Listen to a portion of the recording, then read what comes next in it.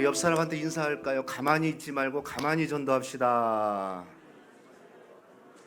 자, 우리 그렇게 아주 가슴을 쫙 펴시고요. 설교 시작도 안 했는데 벌써 주무시려고 폼 잡고 계신 분들이, 우리 성령 하이파이브 하면서 성령 충만하세요. 건강하세요. 시작. 성령 충만하세요. 건강하세요. 예. 이게 또 원래 힘이 없으면 어떡해. 이거 큰일이야, 큰일이야. 제가 원래 봉천동에 살았잖아요. 봉천동에 살 때 교회 담임 목사가 되고도 봉천동에서 4년 이상을 새벽마다 이렇게 왔다 갔다 했거든요.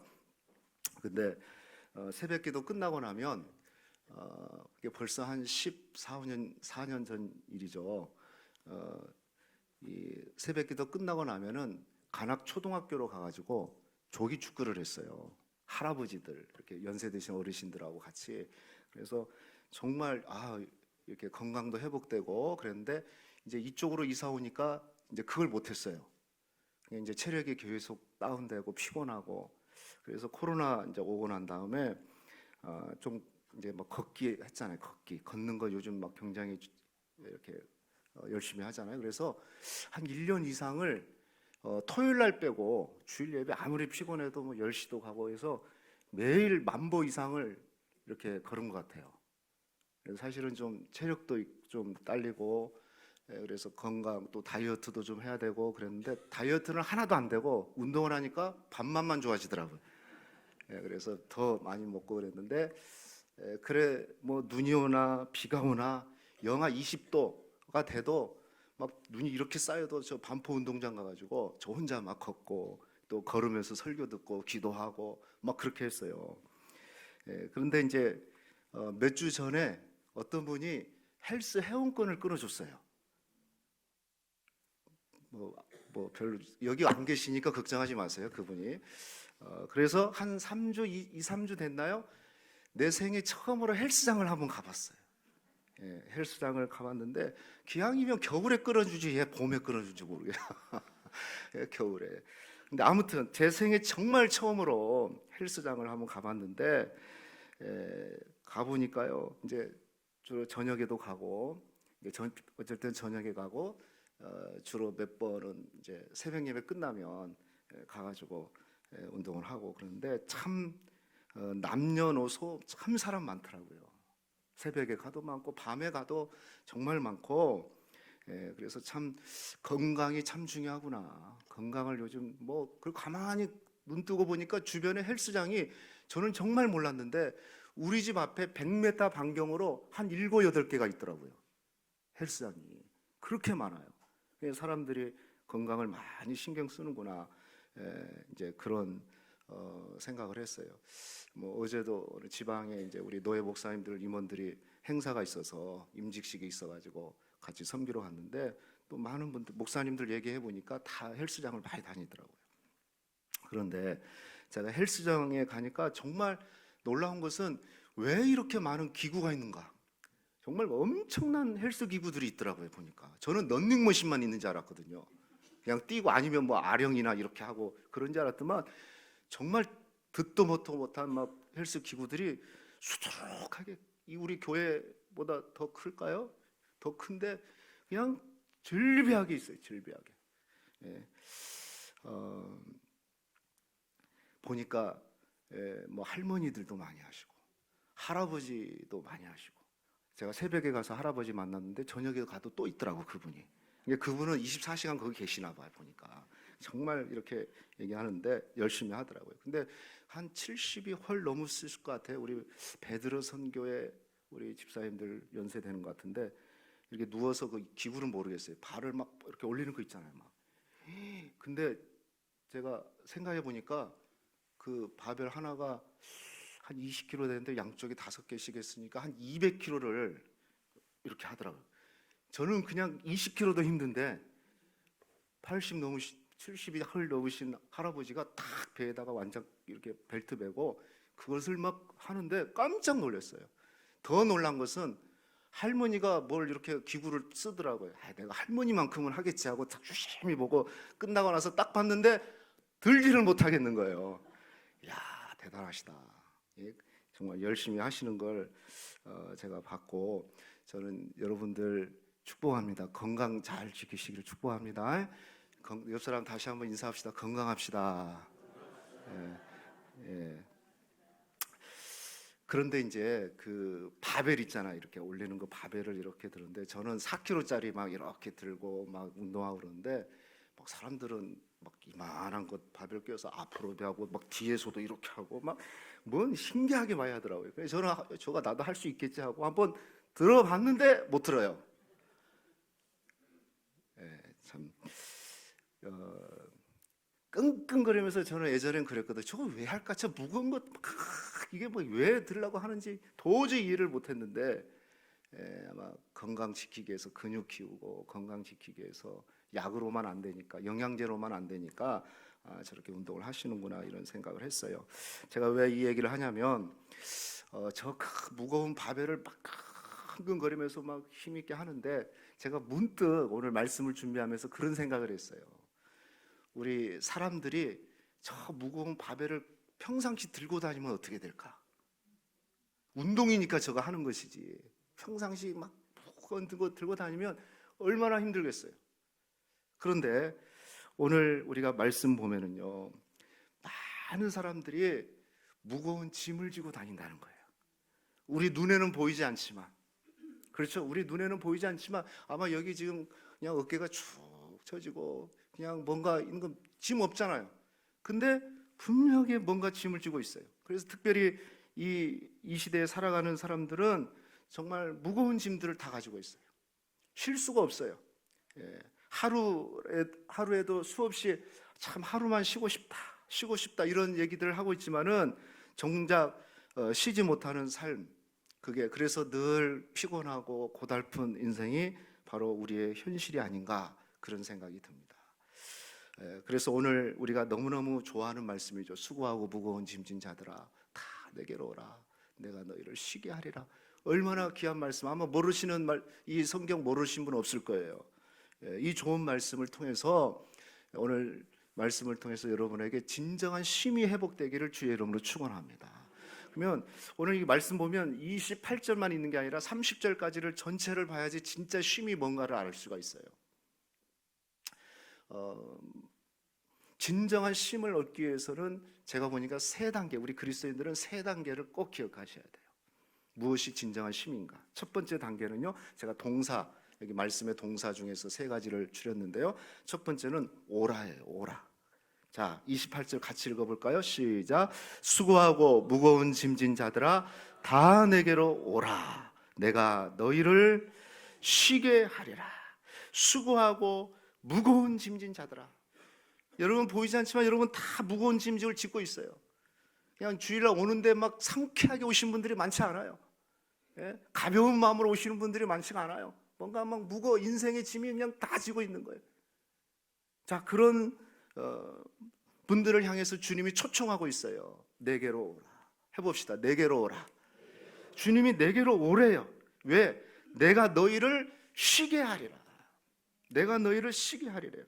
여러분 다 나름대로 삶의 무게들이 있지 않습니까? 그래서 보이지 않게 끙끙거리면서 살고 있는 거죠. 주님은 이런 사람들을 향해서 초청을 하고 있는 겁니다. 다 내게로 오라. 여러분 쉼의 첫 번째는 와야 돼요. 주님께로 나와야 돼요. 여기 수고하고 그랬잖아요. 수고하다 이 말이 헬라어로는 뭐냐면은 코피아노예요. 한번 해볼까요? 코피아노. 코피아노인데 이 수고한다는 게 뭐냐면 간단하게 얘기하면 피곤함을 얘기해요. 피곤함. 열심히 일하고 노력하고 수고하는 과정에서 쌓여지는 피로, 이게 수고하고예요. 이걸 코피아노라고 그래요. 일종의 육체적인 피로 있잖아요. 여러분 우리가 집에서 보면은 장롱 사이 틈으로 깨끗했던 게 오랫동안 한 달, 두 달 있으면 먼지가 착 쌓이듯이 우리가 살아가면서 나도 모르게 계속 먼지 쌓이듯이 피곤이 쌓이거든요. 계속 쌓이는 거예요. 그래서 어느 순간에 코피가 흐르는 거예요. 그게 수고예요, 수고. 예전에 제가 신학교 다닐 때 이 단어를 외울 때 수고한다는 게 뭐냐, 코피 나도록 피곤한 걸 얘기한다. 그래서 코피아노다. 그러니까 열심히 사는데 피곤해갖고 어느 순간에 코피가 나는 거예요. 코피아노. 근데 많은 분들이 지금 삶의 과정에서 너무 피곤함을 느껴요. 이게 피곤함도 이제 만성이 돼가지고 어떻게 할 방법을 못 찾아요. 그래서 늘 입에서 피곤하다, 쉬고 싶다. 그런데 현실이 또 쉴 수도 없는 거고. 예, 그렇습니다. 그런 분들을 향해서 주님이 뭐라 그래요? 내게로 오라. 그리고 여기 무거운 짐이라는 것은 포르티조라는 단어인데, 이것은요 딱 이런 설명이 딱 맞는 얘기예요.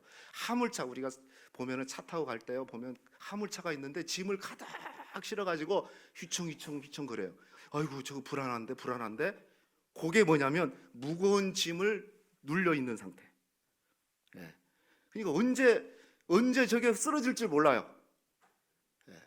자, 수고해서 피곤함으로 계속 육체적으로 정신적으로 쌓여지는 거예요. 이걸 우리는 스트레스라고 그러잖아요. 이게 쌓여 있어서 코피 나도록 지금 고생하고 있고, 그 다음에 뭐예요? 무거운 짐을 져가지고 그냥 과적재를 한 거예요. 그래서 불안해. 언제 지금 넘어질지 모르는 거예요.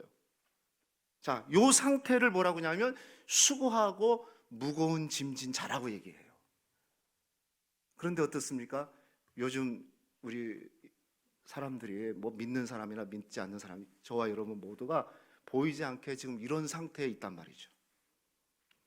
코피만 안 날 뿐이지 지금 코피 날 직전에 있고, 보이지 않지만은 그냥 무거운 짐, 그 짐이 어떤 짐이에요? 그냥 건강의 짐이 될 수도 있고, 가족에 대한 짐이 될 수 있고, 자식에 대한 짐이 될 수도 있고, 어떤 사람은 남편이 짐이야, 자식이 짐이고, 그런 짐을 지고 다니면서 위태위태 하는 거예요. 위태위태. 언제 쓰러질지 몰라요. 그런 사람을 향해서 오늘 주님이 초청하고 있어요. 어떻게 하라고요? 내게로 오라. 주님께로 오라는 거예요. 사랑하는 성도 여러분, 여러분이 지금 너무너무 피곤하고 너무너무 무거운 짐 때문에 지고 있습니까? 그러면 나는 더 쉬어야 되겠다 그래서 되는 게 아니고 주님께로 나오시기를 축복합니다. 그럼 주님이 뭐 해주신대요? 쉼을 주신대요. 진정한 쉼을 주신대요. 일시적인 진통제로 맞춰주는 그런 쉼이 아니고, 아픔만 살짝 없애주는 게 아니고, 우리 주님은 진정한 쉼을 허락해 주신대요. 전도서 2장 22절 23절 보십시오. 사람이 해 아래서 행하는 모든 수고와 마음에 애쓰는 것이 무슨 소득이 있으랴. 23절은 같이요. 일평생에 근심하며 수고하는 것, 그의 마음이 밤에도 쉬지 못하나니 이것도 헛된 것뿐이라. 다 수고하고 그냥 짐지고 다니면서 열심히 사는 것 같지만은 늘 그게 짐이 되고 피곤하고, 그래서 쓰러질 직정에 있고 쓰러질 수도 없고 지금 그런 상태에 있는 사람들을 향해서 우리 주님께서 초청을 하고 있습니다. 수고하고 무거운 짐진 자들아 다 내게로 오라. 사랑하는 성도 여러분, 우리가 쉼을 얻기 위해서는 주님께 나와야 돼요. 어떤 분들은 피곤해서 교회를 안 나오신 분이 계세요. 피곤할수록 나오셔야 돼요. 피곤할수록 예배 승리하셔야 돼요. 여러분, 피곤한데 예배 안 드리고 피곤한데 기도 안 하면은 그게 자유로워질까요? 그렇지 않아요. 절대 그렇지 않아요. 내가 피곤할수록 힘들수록, 그래 주님이 오라고 그랬지, 주님께로 나와야지, 주님께로 나가십시오. 그러면 하나님은 만져주시고 위로해 주시고 축복해 주신 거예요. 우리 주님은 언제든지 누구든지 불러요. 누구든지 제한이 없어요. 주님은 다 오라는 거예요. 내게로 오라는 거예요. 누구든지 어떤 제한이 없어요. 오는 사람의 자격이 없어요. 주님께로 나오기만 하면 주님은 우리에게 쉼을 주실 줄로 믿습니다. 이것이 1단계예요. 오는 것. 여러분, 힘들수록 피곤할수록 주님께 오시기를 축복합니다. 그리고 주변의 사람들, 피곤해 있는 사람들에게 말해야 돼요. 어떻게 해야 돼요? 주님께로 나오십시오. 전도가 그거 아니겠어요? 주님께로 나오라고 얘기하는 거, 가서 만나서 얘기하는 거. 주님 만나면 쉼을 얻습니다. 왜냐하면 지금 이 시대 사람들은 다 나름대로 짐을 짓고 있기 때문에, 무거운 짐을 지고 있기 때문에, 정말 벗을 수도 없는 짐을 짓고 있기 때문에 주님이 아니면은 해결할 수가 없는 그런 거예요. 그래서 우리가 주님의 초청에 우리가 응하고, 또 세상 사람들을 향해서 주님의 초청장을 우리가 보낼 수 있는, 그래서 그들에게도 진정한 쉼을 얻을 수 있도록 우리가 초대하고 또 그들을 사랑하는 마음으로 전해야 될 줄로 믿습니다. 그래서 진정한 쉼의 1단계는 주님께로 나오는 거다. 따라합시다. 주님께로 나오자. 피곤할수록 나오자. 바쁠수록 나오자. 바쁠수록 주님께 나오셔야 돼요. 그게 내가 인생에서 건강하고 성령 충만하고 승리의 삶을 사는 비결인 줄 믿습니다. 자, 이게 첫 번째 단계라면 두 번째 단계는 뭐냐? 두 번째 단계는 배우라 그랬어요. 배우라. 1단계에서 끝나면 안 돼요. 배워야 돼요. 자, 29절 같이 읽습니다. 시작.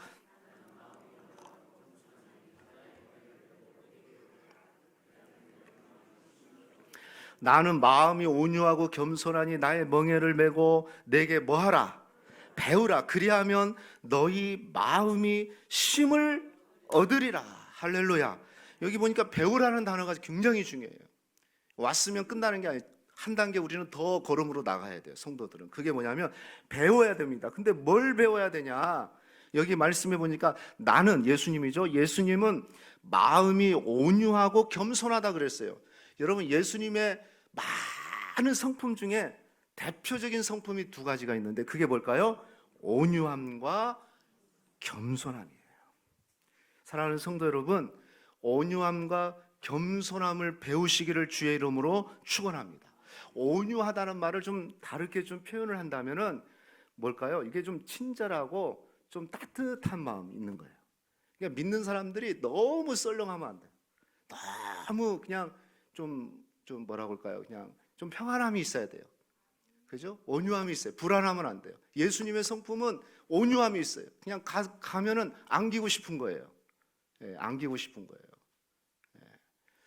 예. 지난주에 여기 공사를 하는데 한 파트가 들어왔는데 그 사장님이 그냥 무서워서 말을 못 걸겠더라고요.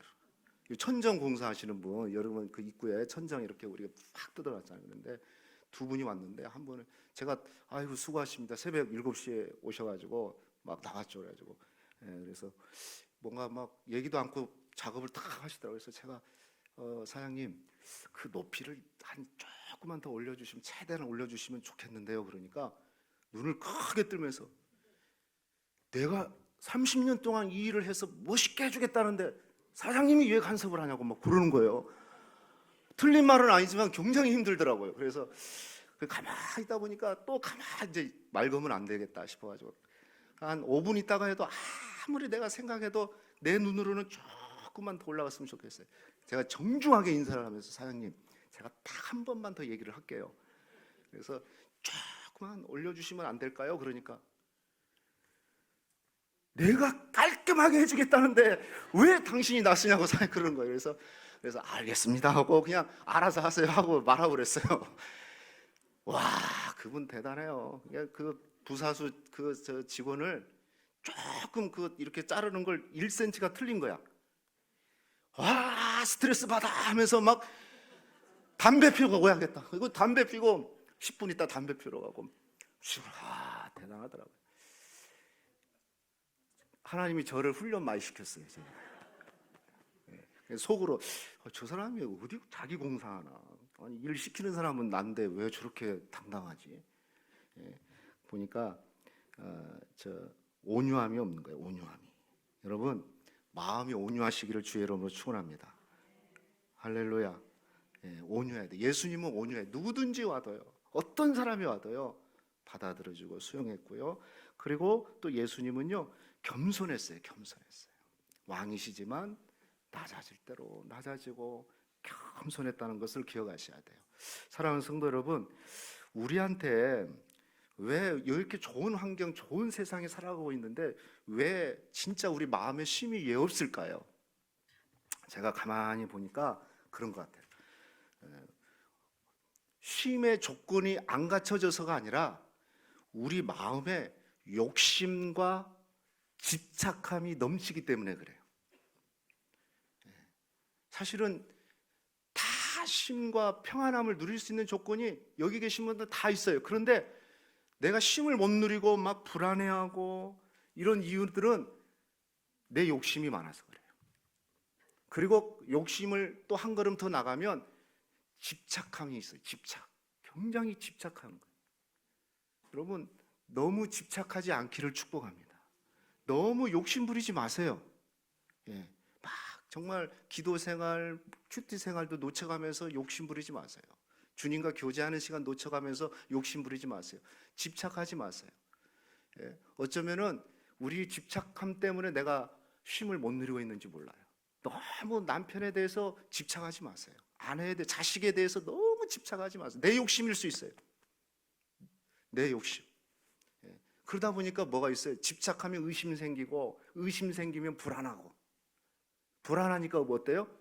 평안이 없고 쉼이 없는 거예요. 그렇죠. 그래서 주님이 뭐라고 그러냐면 온유함과 주님의 겸손한 마음을 배워라. 그걸 반대로 얘기하면 네가 갖고 있는 욕심과 집착함을 좀 내려놔라. 왜? 그것 때문에 나한테 평안이 없고 쉼이 없거든요. 진짜 쉼이 없는 조건이 아니에요. 충분히 쉼을 누리고 감사하면서 살 수 있는 조건이 다 있는데 가만히 한 걸음 더 들어가면 늘 그냥 코피아노 살아가고, 늘 짐이 그냥 가중에 있어가지고 그냥 쫓기면서 살아가고, 무겁고 언제 떨어질지, 언제 막 기울등 하고 있는 그 마음에 뭐가 있어요? 욕심과 집착함에 잡혀있기 때문에.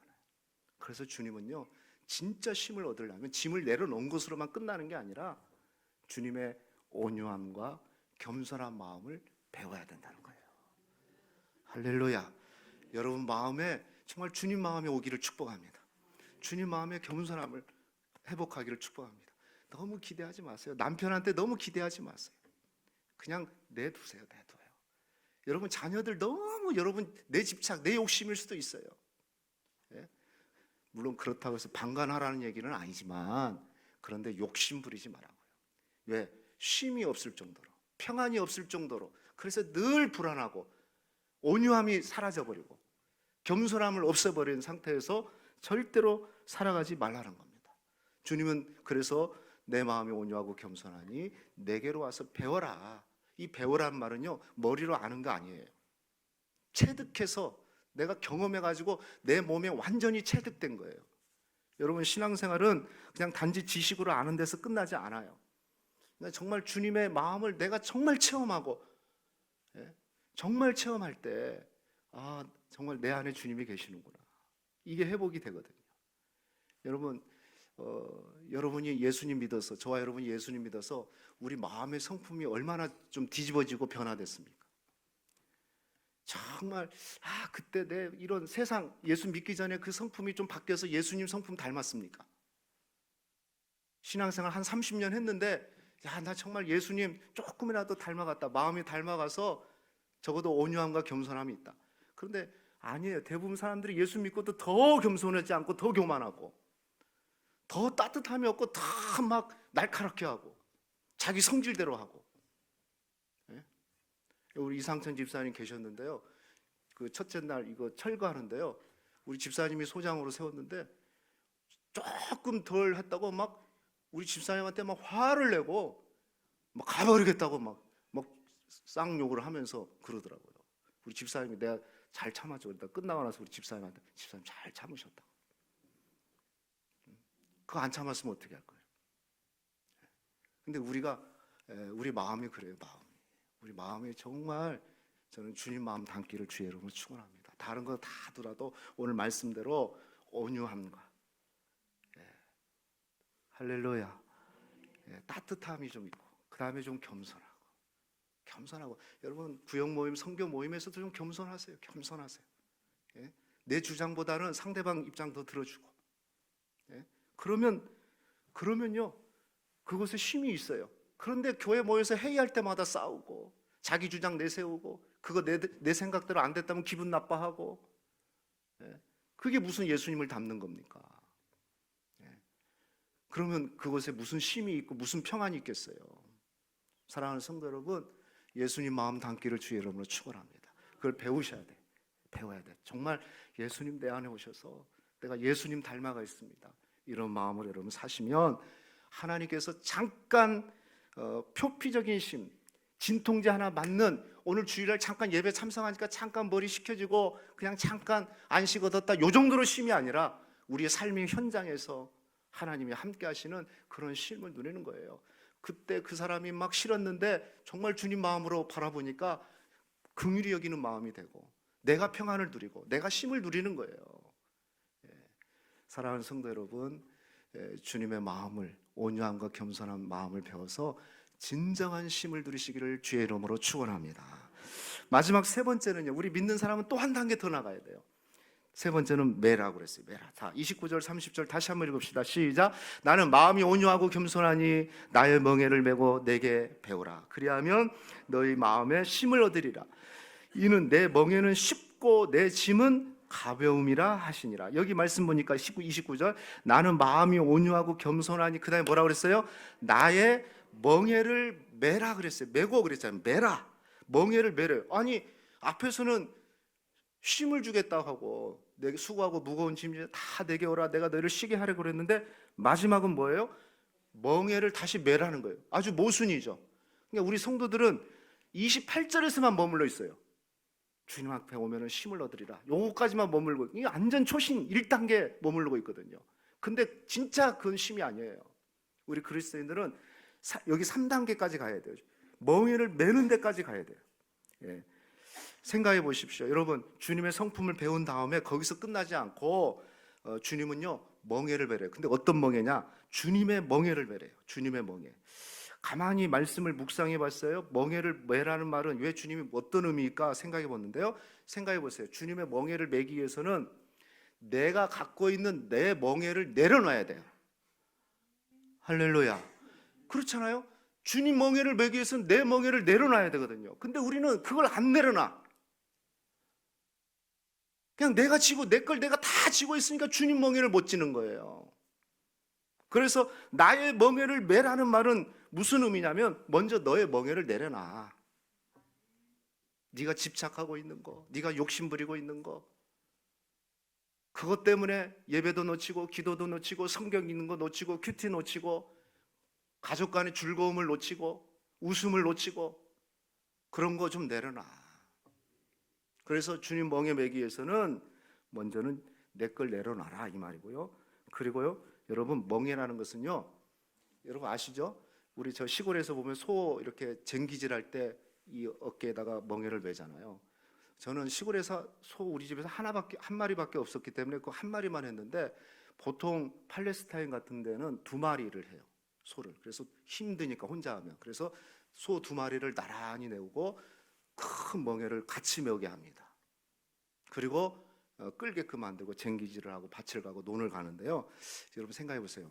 주님이 나의 멍에를 메란 말은 바로 주님께서 함께 멍에를 메워 주신다는 거예요. 너 혼자 멍에 메고 가, 이렇게 주님이 말씀하지 않고 나의 멍에를 메라. 주님이 메고 있는 그 멍에를 너와 함께 메겠다. 여러분 소도요, 두 마리 소를 멍에 메게 할 때는 한 마리는요 어른 소예요, 어른 소. 그리고 한 마리 소는 젊은 소예요. 그럼 젊은 소는 힘만 받쳐주면 돼요. 같이 따라만 가면 돼요. 모든 방향과 키는 어미 소가 맞춰가는 거예요. 이게 무슨 얘기일까요? 주님과 함께 멍에를 메라는 말은 주님이 멍에 메어주시면 나는 주님과 함께 걸어가기만 하면 되는 거예요. 그래서 30절 말씀에 뭐라고 그랬습니까? 이는 내 멍에는 쉽고 내 짐은 가볍다. 왜 가벼울까요? 멍에가 어떻게 가볍습니까? 주님이 져주시기 때문에.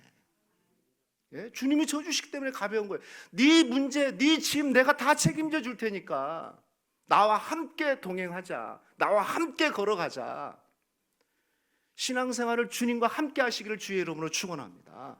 너 혼자 열심히 해봐. 네 멍에 메고 열심히 하라고 하지 않고 나와 함께 멍에를 매자.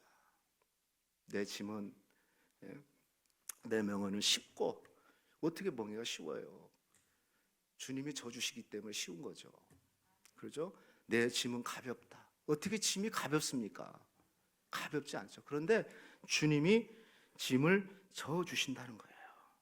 사랑하는 성도 여러분, 여러분이 갖고 있는 멍에를 내려놓으시기를 주의 이름으로 축원합니다. 그리고 주님의 멍에를 주님과 함께 지시고 주님과 방향을 맞추고 주님과 보폭을 맞추고 주님과 함께 가십시오. 그러면 여러분의 인생의 짐들이 내려지고 가벼움 가운데서, 다시 말하면 쉼을 누리면서 가는 거예요. 여기 안식과 쉼이라는 것은요, 안식을 얘기하는데 아무 일 하지 않고 있는 쉼이 아니에요. 놀아보신 분 아시지만요, 일하지 않고 노는 것처럼 힘든 게 없어요. 주님은 나와 함께 일하자는 거예요. 그때 진짜 쉼을 누리는 거예요.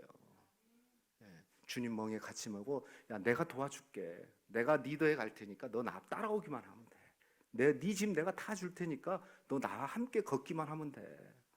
그러면 너는 가벼울 거야.